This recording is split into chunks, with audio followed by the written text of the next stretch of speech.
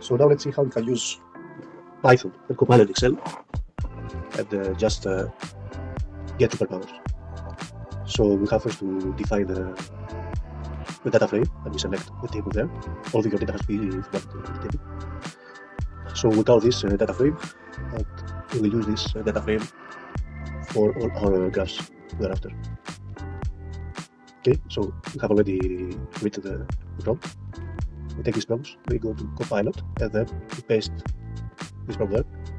Now Copilot will generate the Python code, and by using this Python code, so make sure to only grab the code and not the comments. So we go to cell, we set py and open parentheses, and we paste the code. And now right click, picture in cell, create reference, and we can now get the graph and paste it on the dashboard. So we now can see our price per product. And we'll check the model in the end to see whether the results are good. Now we go to the next, now we'll generate a word cloud based on product sales. So we'll do the same thing again. Now sometimes it can take a while, but you can also use ChatGPT or any other basically AI tool. But I think that Copilot is better suited because it can understand the columns of your data without you needing to tell it which columns are available. And now you see a word cloud has been generated. Okay, let's see what else can we do. So we can also see the Python editor if we need to amend the code. So use the Python editor. I just want to remove these parentheses in the video.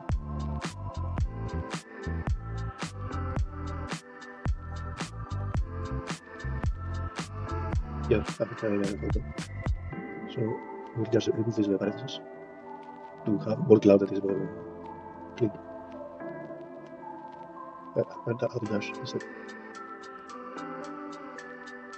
Okay, now we don't need to do anything else. Now it's busy, but okay, the image has been generated. We go to the dashboard and you see that the parenthesis has been removed. A dash has been set instead. Now we generate chart with total sales per product or per region. So basically this will split our data by product, and then we'll do the same thing for the region. So we'll grab the code again. py open parentheses, we paste this and control enter. Create the reference. Here we see total sales by product and region. Okay. Now we can again generate another chart, and this time we'll do the reverse. So basically, for each product, which region is generating the most sales.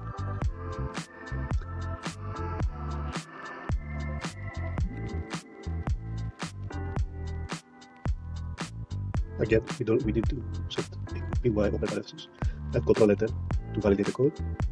The image has been generated, which will create reference. Now you can see for each product which regions have the most sales. Okay, let's paste this here and just minimize this a bit. Okay, so moving on. Now we'll generate the sales by product and sales by region separately, two separate charts. So this will generate two charts, one below the other. And basically we can check the charts easily, and we do this at the end of this video to check if the results are correct. So now you can see the total sales by product, and you can see the total sales by region. So you can see that it has created these two charts. So the colors, titles, labels, etc. Whatever has been asked from the prompt. So you can see 14 and 11 and 8, 25 and 8. Okay, now moving on again. Let's generate a heatmap for orders based on product and the region.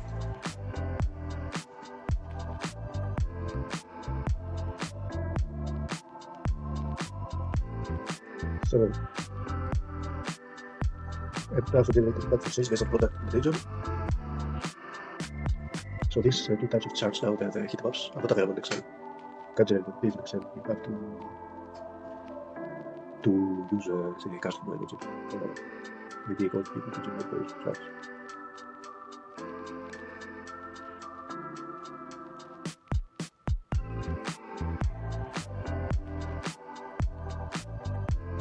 So effectively now you can see the sales by product and region.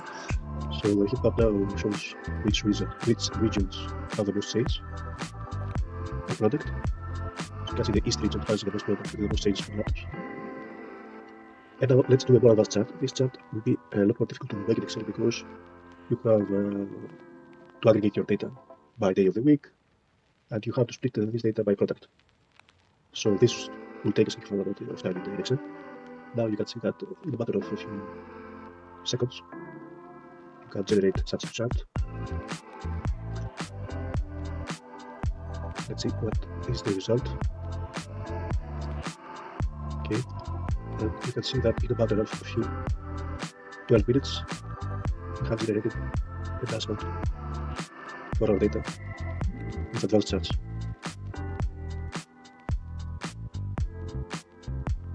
Now let's check the numbers, make sure that no errors have been made. So for example, let's check the price per unit for each product. So let's take the average. It has selected not the three, but let's select the average. So let's select the product within the laptop, and laptop is 1218, and it's correct. It's rounded up. Okay, same thing for the smartphone, 812.